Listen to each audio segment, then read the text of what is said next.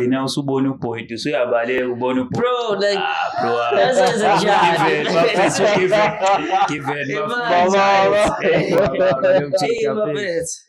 Hey, but that's always a job. Like, like nami I wasn't like nani stress active because I'm trying I'm trying like approach like the time awuthi jama wonke umuntu like you starstruck ngawo wonke umuntu ombonayo umuntu 19 ngajola nomuntu ongakanani under 25 ihlaba hayibo because you're talking about Unjani but you live in the Simeon Kevin show. Isiqalile siyarecorda. Konke sifuna ukuyazi lana mfethu. Kama simshathazi. Wenze nani no skills? Nothing. Aibo. Awumbona upostana no skills mfethu. Aibo. Skills. Ke leyo nto mfethu in a society where okay let's say so okay as men we take younger women. Don't you see like a control over like indlela ekwenzeka ngazo izinto mfethu how girls like do mhlawumbe ema-club don't you think ukube sonke ngeke kuze kwenzeke i-control because you know you have even though you don't have a father as intombazane but then you have a father figure who you know ukuthi vele age Father figure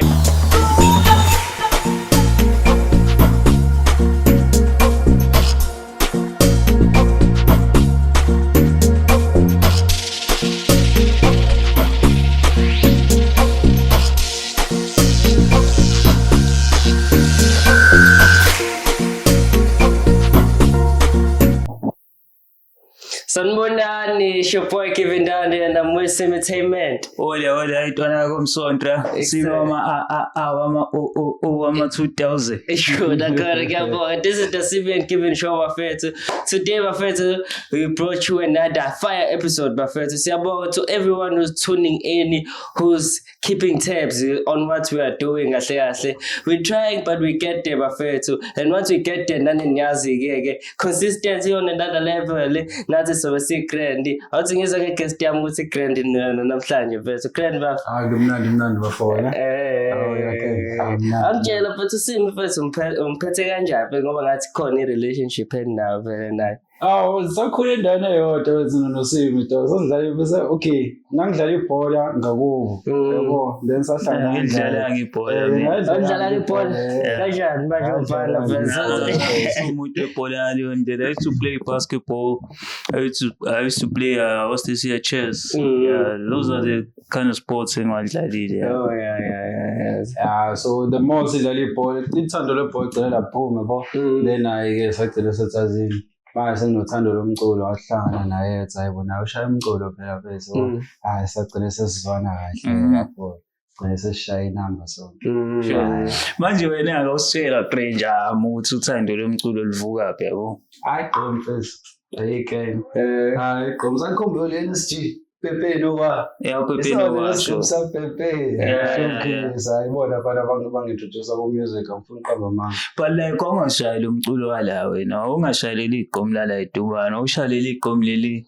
long distance namakhodi so introduction yami kumculo bekuyona NSG yabo kodwa the more ngilalela agcina sengilona nabanye abantu ophiza wethu obisethela yabona kodwa I fell in love with bona kakhulu because mina ngithanda ama melody ngawona umculo kanjani ngithanda ama melody ushaya keyboard vele ushaya keyboard mfethu so mfethu into ama chords mfethu mina mfethu hayi sondele kakhulu enhlizweni yabo so lona lelo gqom lenze ngicela ngalithanda kakhulu yagcina semproducer lona yabona ngaqala ngakho lona futhi bekulula kakhulu for mina ukuthi ngiproduce because bekuthi into ngithi mase ngiqeda ukuyiproducer ngiyilalele ngithi really like production uzenzela wena vele like mostly ngayifundela mina bethi yazi to YouTube bethi the school of everything yazi bethi into yalapha ku YouTube tutorial mina benze iqoyo ingoma yamaqala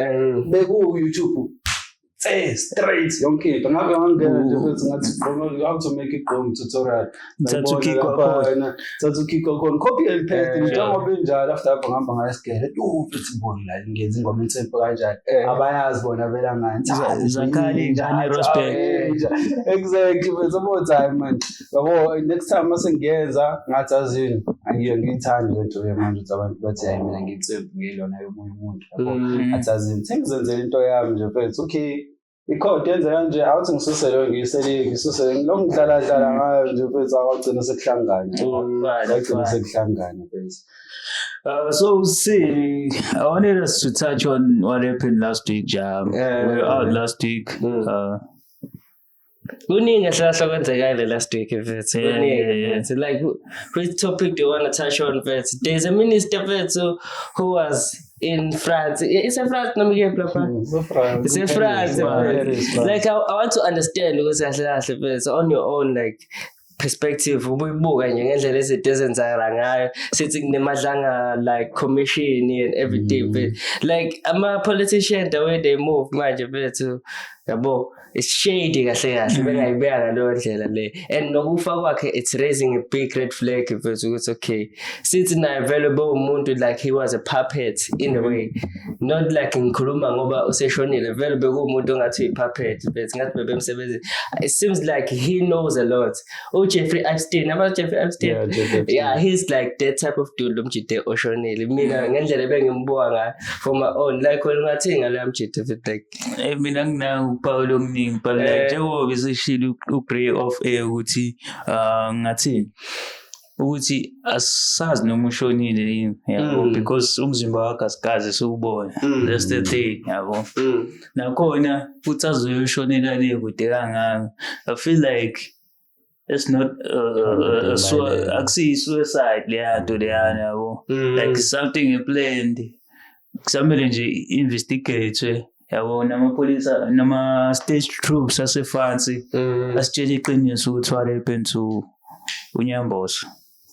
Mina bana doubt ukuthi bazokutshela ivari because angithi nawe yasho ukuthi uthizayo kuno Jeffrey Epstein angithi naye kuthiwa wafa eBish okay so ayibona bethi sina lapha gazi lakhona bethi ngathi thela itamatisi nani so na Jeffrey Epstein kade he was facing ama charges lo enkantolo abakusho ukuthi bethi uzohamba nje isikhathi eside wathiwa phezulu ufile all of a sudden yabo now manje mfethu yabona sekuthiwa nje naye ulona hayi yena mfethu umthetho naye same thing yabona manje mina mfethu ngathi ngasho ukuthi conspiracy theory kumina abantu nje doubt bani ukuthi it doesn't make sense it doesn't make sense because like many like things in South Africa when it comes to crime or like ukufa umuntu odumile nje for instance it's because of unsolved like cases it's become a conspiracy along the time because you will see by like Hosenzo Meyo aka like high profile like people umbonile Kelly Khumalo on the LTD podcast abethini lapha abechaza nje akachaza she didn't touch a lot about noma ukuthi uLTD akambuzanga about what happened endlini lapha kubo la kwabulalela khona uSenzo Meyo kodwa futhi nakhona bengeke azakwazi ukumbuza because mangakuthi uyabheka kuyilona kwi-podcast ka-LTD mangabe ufika laphana I'm not saying ukuthi it's scripted but mangabe umuntu efika like for example Kelly Khumalo baze bambuze yonke into about Kelly Khumalo so bayamtshela because uKelly Khumalo naye futhi is a high profile person so mangabe umbizo yamtshela ukuthi okay we'll be talking about this so once I involved the story sami definitely she's not gonna come so manje in order for you to guarantee ukuthi uyeza just make sure ukuthi lo topic sure but you feel like I'm a broadcast amaningi are scripted. Yeah, I do feel like I'm a podcast amaningi are scripted. Wabona no Anelezondo. Did you feel like that kiss was scripted?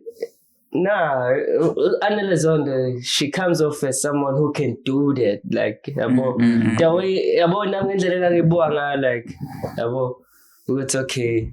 But isn't LTD comfortable?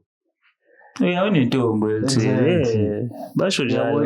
So manje why would you Hey, ngibone on noSign Butch eqabulana noShebby Shades. Yabona nje mfethu. Like ngathi u-scripted, yeah. That's the publicity stunt. Zonke nje mfethu let's direct. Shina mina ngafika nobala uBabes nje ngimudle ngesincane. Oh,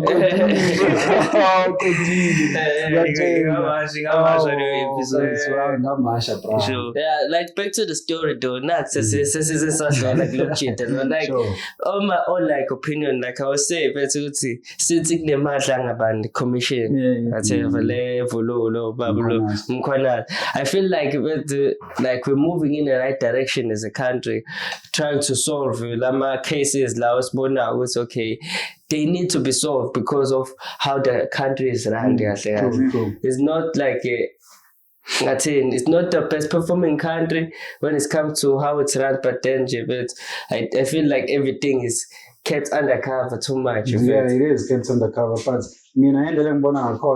I think that whole thing, that whole organization is great. Yeah. But if flop he is acting alone. Yeah. If flop he is acting alone. So you cannot bring down Stellenbosch Mafia. You cannot bring down wonke ama-minister corrupt uyi-one and futhi phakathi kwama-minister khona abanye abantu there's the president kunakhona uyenza amanye ama-conspiracy ngesikhulume i-president ithi puppet control exactly so how can you singathola kanjani ukuthi fethu una $1 million in your couch and then after lapho nisitshela ukuthi uthengise iy'nkomo mangabe uthengise iy'nkomo why uyifihla prove it, yeah. Awukhona hali.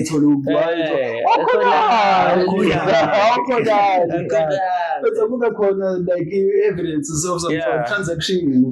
Siyamthola. Mina kube into kanjalo. Manje mangabe kube andifuna nakhona i-Rose dollar bills. Yabona okusho phela mangabe uzoyiletha kumele i-conference.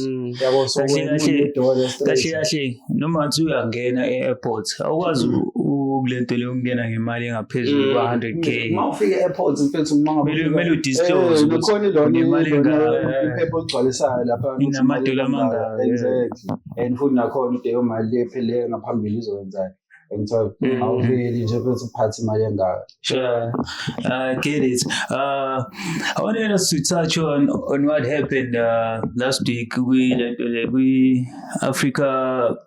Africa's icon, tribute icon. The concert. Last week. It was last week. We were supposed to like react on it. Last week, but like as reacted with manje yabo. Wangithusa ke na usubona uBoyd. Uyabaleka ubona uBoyd. Bro, like bro. That's a job.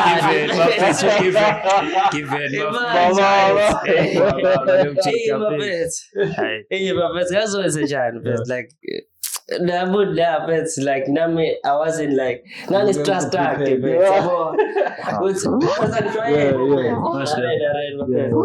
I'm trying like approach like the time. Monke umuntu like you start striking ngawo umuntu ombonayo. Ngoba nje omunye ombona wathuka yabo bathi mina asifani saba mina nawo bezungeze abantu abaningi yabona mina bethi ungahlangana ubona uCasper njalo sidlalele kube ngingathi akwenzanga lo yabo nyovile kodwa ngiphume ngale ngithi afubili uCasper siyachaza manje khona umunye ungena azokwazi sokukhuluma ngiphimisa igama yabo sure futhi ngabona ngendlela ecthangala kulo hayibo mina idlamini mina idlamini eliboy sabona uBoyd ngaphandle but mina idlamini sambona ngaphaka sengisho ukuthi ngendlela so who's the hottest kuwena nje mbanje baba lapha isho Boyd wethu noma utheko mina idlamini ngasekhaya ngoba idlamini phela idlamini bekagrade ngikhumbule ngaleza inkazi sports personally such ama awards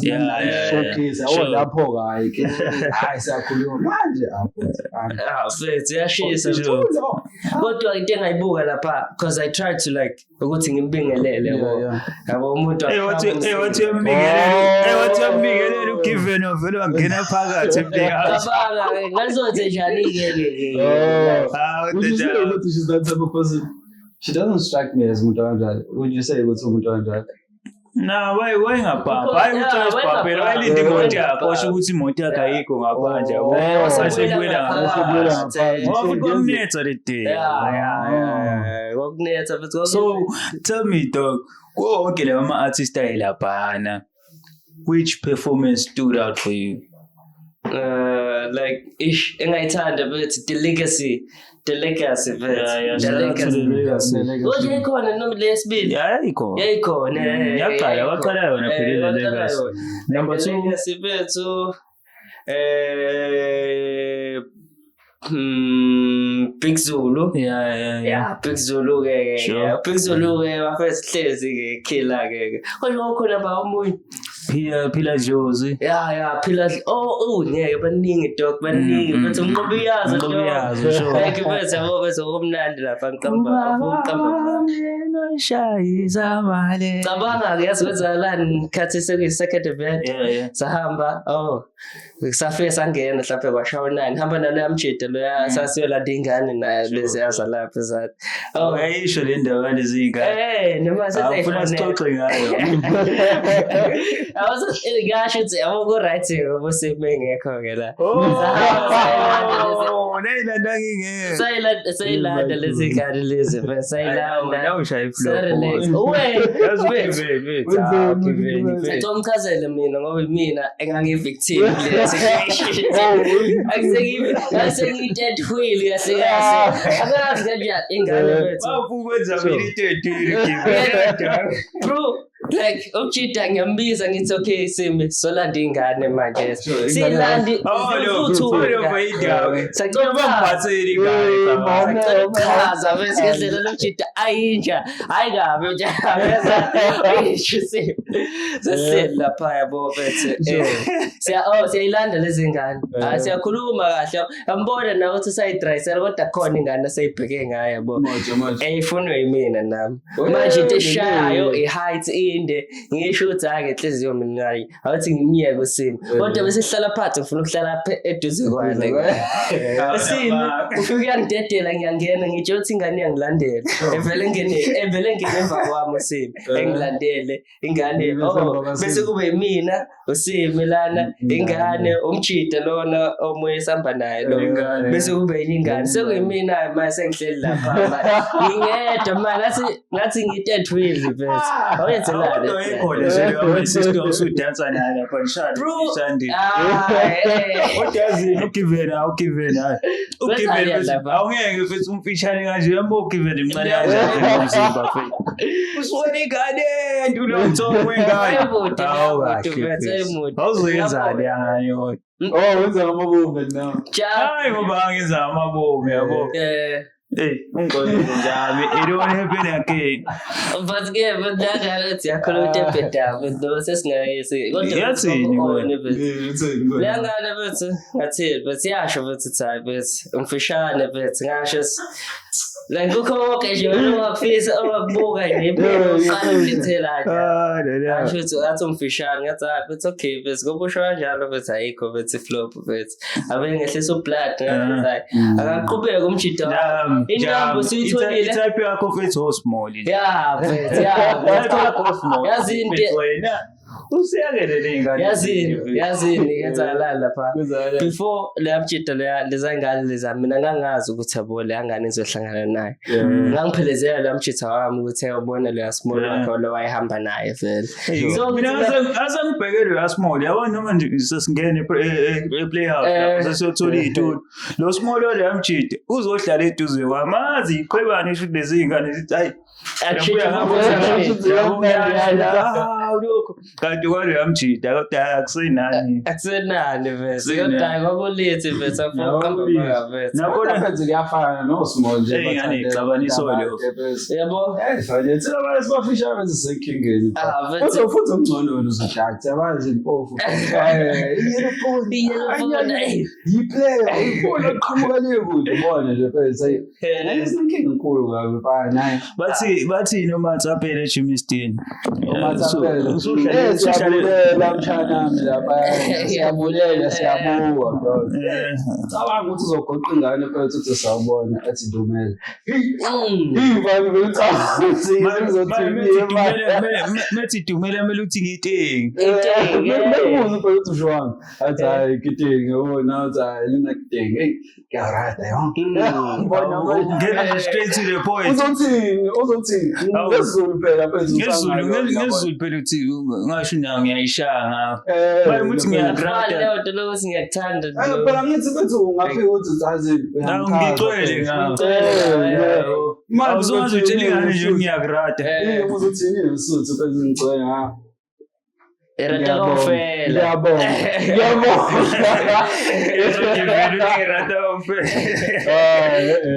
Kodwa stereotype dog abasinikeza bezulu bebefika bethe egoli kuthiwa hayi amaZulu. Yazi ngithukweni ngibona uShembe egoli. Ushembe.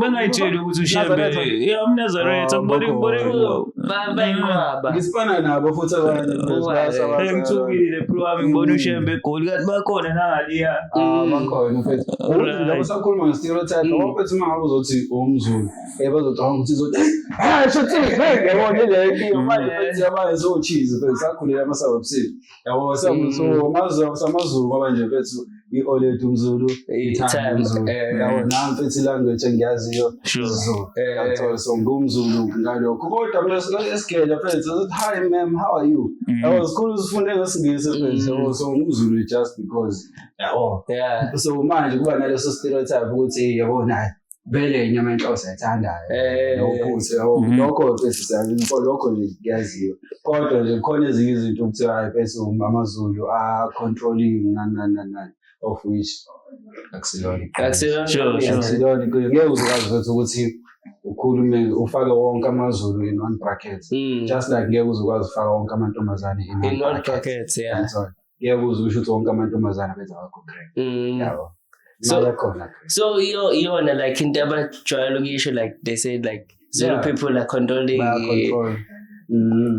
inkinga ngifila ngathi amaZulu like they want like straightforward thing but it's not like it's not sugarcoat izinto noma bahlulo yabo nje mfethu kufanele nitime mina ngifundisa into eyodwa ungazi uzothini wena uthule nje ungasho ukuthi yabo so rather mangabe ukuthi ukhona into ofuna ukuyisho kumina uyibeke njengoba injalo masixabana saxabana yamthola kube nje njengoba kanjalo hayi ukuthi mfethu uzongifayela ushukela nami ngoba ne-diabetes bese kasavuka inkinga manje yabo so ngcono vele ungitshele njengoba injalo awuma ngasho mangabe kuthiwa stereotypes samaZulu sinjalo lapho ngavuma ukuthi ayiyona Pethu umZulu uyabona makudlala ibhola umZulu pethu makathola ibhola bethe boxing ngene epalini yabona simple indaba zolokhu yalena hayi ngeke yabo shaya ibhola ngene epalini simple should bahlula ukunderstand lokho truth bona ukuthi akabahlula phela as izinto we don't shy away from it like you said like straight to the point futhi umZulu ukutshela ukuthi yaphela so manje ithini i-lifestyle eJozi bethu laphana i-lifestyle laphana expensive expensive kakhulu mina I prefer i-lifestyle la because lana mfethu kusimple sure uskin no park uphume nje yabo lapha mfethu kuyadepend ukuthi yakuphi ngeke uzovela uhambe neskile maboni ngeke uzovela uhambe ngoba kanti maboni kanje indawo enjani ngoba kuyafana nasepoint phela maboni hayi mina nasepoint indawo enjani angazi ngikho hlezi ngibona phela abantu beshuthile lapho maboni emaboneni mfethu ifana azifana nani ngasho ukuthi ifana neFlorida because la uhamba khona iClub mfethu ithanda iClub nokuthengisa ukudla yabo so eMflorida so mangabe uya khona nakhona khona standard kumele seyifana imali nelo kwamamali yabo kwamamali futhi nakhona usakwazi vele ungene yabo uyakwazi vele ungena hambe uthenga inyama uphuma kodwa access akusasona standard lesimele ufike khona mfethu wazi to 3 point no exactly la iflop mfethu sekutshela leyo ndlela mfethu hayi la mangabe umZulu mfethu uyishayela iBrentwood yakho mfethu uyishayela iskipper se-BMW yabo naleso kodwa nebhande leli lakhona leli neqeda ufaka omega uqedile yabo ukuthi uqonde ngaleyo ndlela yabo Manje mina bese ngiyithanda into kanje ngithanda ukuyiphumela nesikhini ngapha mina yabo mapha sifuna nakhona nomoya wakhona awuvumeli lokho bese Ibrahim wazufike khona ingane zalapha yana boy yabana bese ayikafika bra futhi Ibrahim izingcwane yazi Dorfontein manje usushaye ngakhi ke Brown bona yasakhuluma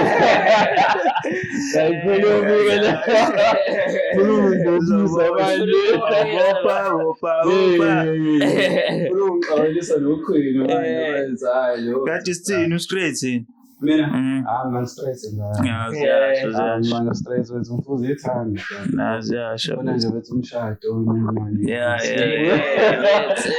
nje wethu amnqondela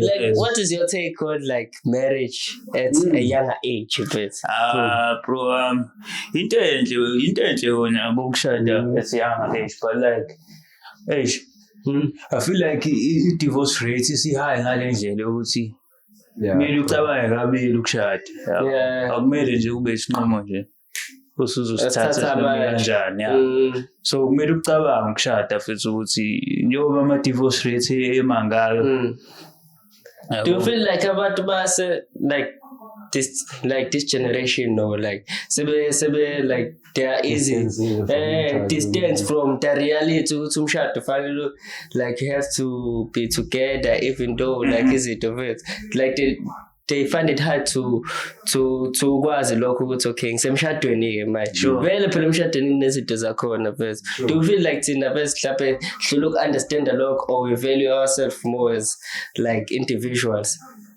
yazi mina sengiyibeka kanjani yabona TikTok Instagram especially Instagram sebe ngathini seyijoza kakhulu indaba yokujola way ukuthi khona ivideo bethi mina ngayibona umjida wathi yabo mangabe ujola get into a relationship now and then after 6 months iyaphela get into another relationship after 7 months iyaphela get into another relationship after a year iyaphela ikufaka lento engqondweni ukuthi ama relationship ayaphela so manje uzothola lo muntu oyi-1 olasta isikhathi eside nalabo abanye umtshela ukuthi azini lona ngamshada kanti mangabe usungenile phakathi emshadweni mfethu instantly mangabe seniqabana seyafika lento ukuthi ukuyazini rather ngolo sihlukane after lapho seka-divorce omunye angazile okay mhlawumbe eqaleni usuke eziwe ngothando but mayebona umuntu ukuthi lo muntu unemali fuck hayi let me trap this man to umshado yabo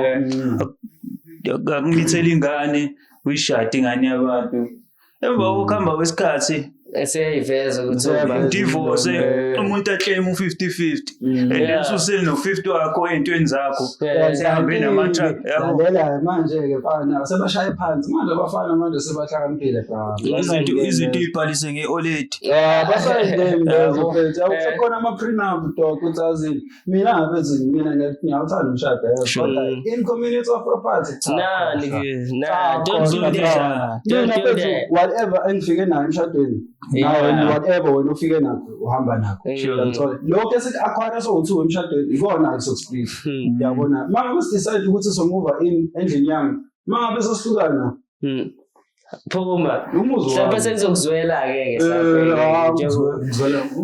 ngiyadivenda ukuthi umuntu like bafethu one thing you have to understand bethu umuntu ubuxabane naye bethu it's not like usukuxabane ngathi nempilo nalento eseliyakhile yonke uzukhohlwa ukuthi oh shit sinengane ayisezomziba bethu angisanendaba mhlawumbe na like you have to like okay ngoba sixabanile mhlawumbe ngoba uthando lethu alisekho but then in terms of like if sengithatha umuzi mina bethu ngoba sihlukene ingane zami izohlala lapha so manje wena what would you rather do ukuthi wena umuve out kuhlale yena nengane zakho khona lapha wena uhambe uqasha somewhere else? I think that is like I find in left on 50-50. In community. Sacela ukuthatha enye topic yabo. Sacela ukuthatha enye topic la. Khona elinye time akade libhalile isolezwe yabo. Libhalile kwisolezwe ukuthi uma wengcosi yalo yabo. uthe ngathini ithekeni yakhe like ithekeni yakho given izothi soba nengcosi yabo ngimithi ngikhulele in soba nengcosi ungayiboni ithekeni mi pregnant yabo thola ukuthi uyasebenza nayo ile kude mhlawumbe isemakhaya awuyiboni ithi mithi kutshela ukuthi imithi yona hayi hambe isikhathi izala ingane ekuzalweni kwengane hayi hambe amamanzi ingane kuthiwa ishonini yabo sekumele uwehle awukho wena zonke lezi sikhathi bese kumele uwehle wena usuyehla ke bro wami emakhaya uthi uyongcwaba ingane yakho uthi usuvula ibhokisi awu nawo nodoli Oje buka flow pa. Soleze bro. Akubona besoleze. Ebo lo mchita ngathi ngagibele naye mfethu hawe mafethu. Wakuchazela isikole. Mchita ngasekhaya mfethu khona umchita ngasekhaya. Wachaza isitori senjani? Wayisebenza ekhaya mfethu. Angithi ekhaya kusanda kurenovate yabo. Manje wayizofaka ugesi yabo. Khathi esasanda kufaka ugesi yabo. Kwafonela wathiwa ingane esikhona kodishonile yabo base belungisenela umncwabo yabo angazi noma kodwa ke similar story to that esebelungisenela umncwabo lafika usuku lomncwabo yabo wasethi sefuna sokusho lesi sikhathi akaze ibone ingane yabo wakhokhela umncwabo wakhokhela yonke into esho nje mfethu ezochaza ekhaya wakhokhela umncwabo wakhokhela yonke into wase esethi sovula sekusuku lomncwabo ethi yavula lo nodoli angazi noma uyena mfethu angazi I'm just saying lapho yena if ifundiswa lezeni ngenziwa ukuthi yena ngifundiswa lezweni like April kanje ngiyibone na Facebook ngifundiswa lezweni ngiyibona na Facebook yabo nasekhosini weGagazini I think bebekhuluma ngayo bemfonelile lo mjida lo uyena abamshonga igama lakhe yini inhloso zokufaka unodoli mfethu story ukuthi kube khona ingane shutho engamkhulele lo muntu ayidlala ngayo manje mfethu white go to an extent ukuthi kuze arrange umncwabo mfethu Chekisa amathekeni uthi awasi. Ngiyabonga.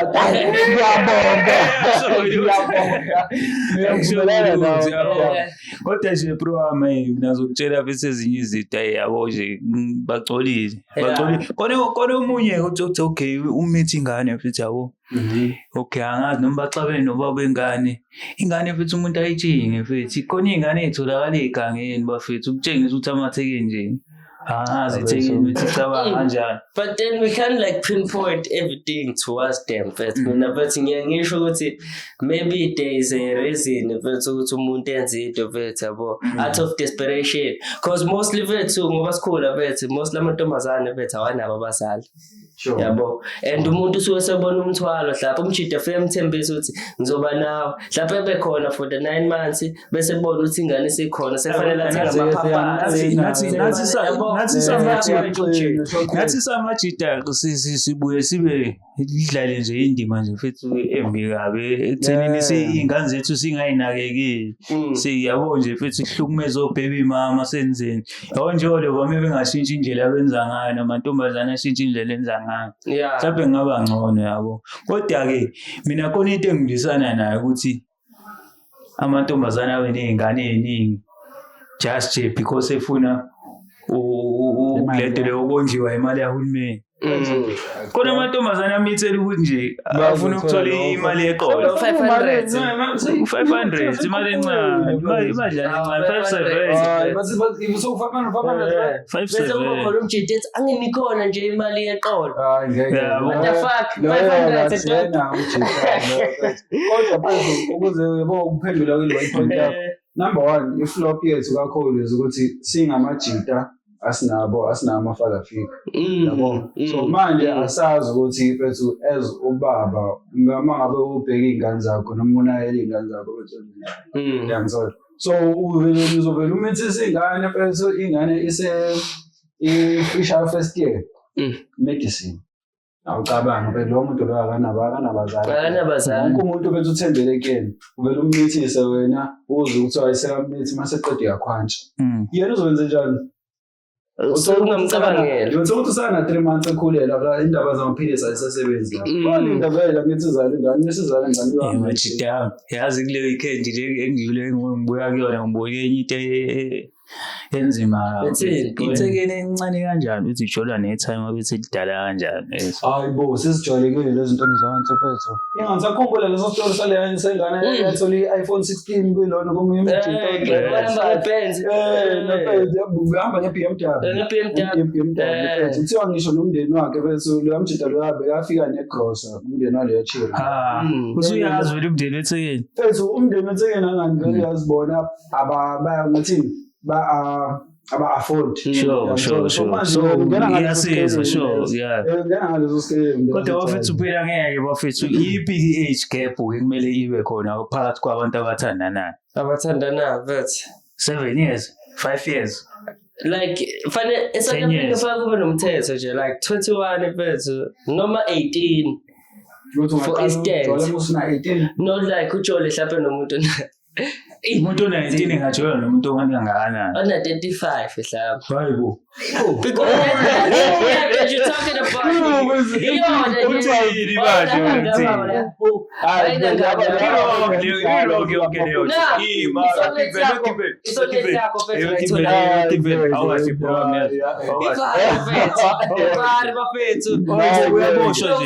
Hayi ngeke bro. Imake wena ke manje nje unanga ngiyabonga bafo. Ngathi uthola ingane ngakho. Hayi na 16. U12 years old wajola na 12 years old. Umngaka. Yabona exactly ridiculous ito clear sticker. Akufuneki into yenze. Yabo nje leyo ile nto abayenza. Ile nto abayenza ngelasonto. Ile ngeke ngilisho ke. Baba umdala unopepene nelwetshebo. Ashada ingane encane. Thina ukusishaya lo baba.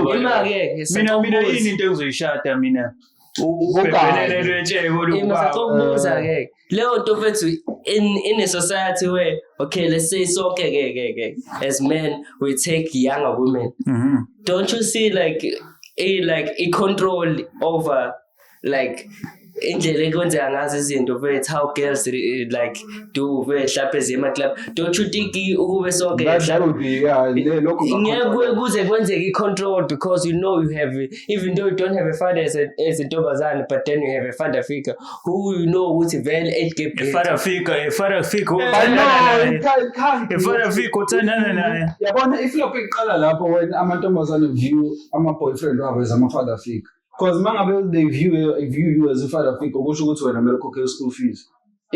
Yabona. And then when you feel entitled to ingane ithengwa ngemali face. Yes, ingane ithengwa ngemali face. Jiki hamba oshayisa ineli ihle France athi be yinhle impahla yabo. Jiki iyoshayisa inzipho iyoshayiswa ini yabo. Ya invest umjidi enganeni yabo. Ile nto engiyibonile kule weekend uthi lo mjidi yabona ngani ithatha ngedlundu lesije awu investini yamlalela yonke into eshoyo yabo yonke into ayishoyo lo mjidi engene emotweni ingane yabo yamsaba because useyenzela yonke into empilweni yabo. Thola nale phone ephuca yona ithengwe yena iPhone 16 yabo. Angisho njalo ukuthi izingane ziyachase. Angisho ukuthi ngiyavumelana njalo nokuthi like I was just saying ukuthi it's like yabo mina indlela ngibona ngathi kumele siphathe nje nabona namathekeni azosichazela la kule project if ukhona asinaze sokhulumela ikona nje let me see ukuthi singawazi ni umfonela why uzomfonela bese mina indlela ngibona ngakhona yabo mangabe usudlulile ku-18 thina as i-society we cannot dictate ukuthi uthandana noba kodwa bethu ama-ethics wakho nawe bethu kumele usho ukuthi okay lokhu kuyahambelana nokuthi mina ngubani. Wena ungavuma ukuthi intombazana bethu uhambe ne-boyfriend ekudlula nga-15 years wonke bethu out in the public ubonakale bethu exactly ukuthi okay yazini lona bethu ngidala nalo wena bethu azitshela ungavumelana Unjani but you live in the Simi and Kevin show. Isiqalile siyarecorda nje. Konke sifuna ukuyazi lana bese. Wenze nani no skills? Nothing. Awumbona upostana no skills bese. Hayi bo.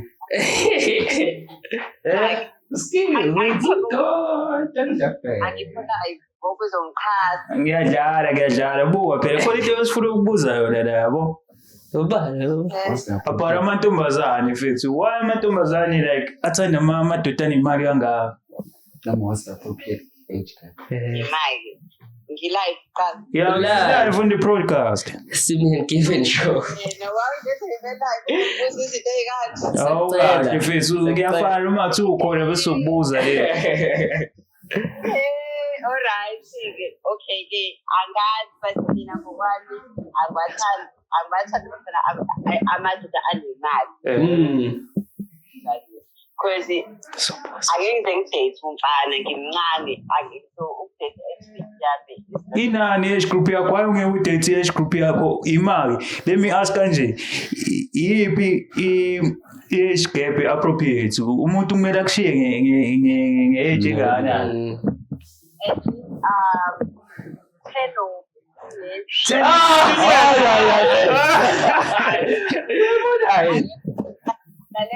ayikho into ezekhuluma nomuntu onathi umuntu ogcwele ukudlala. Ubani ogcwele ukudlala futhi because ngisuke ngi-serious ngawe futhi ngikuthanda futhi ngakushela kanjani Grow ngakuthanda? together. The mission is to grow together. Ngizoba serious nami mina ukuthi usilayisa ngizibukherwe. Angeke ngize phakathi usuhambe usubona intombazane eninqe enkulu ukuthi la kanjani angithi asifani. Manje lo baba lo mdala yena mase ebona izinqe ezinkulu yena ngeke akushiye yini?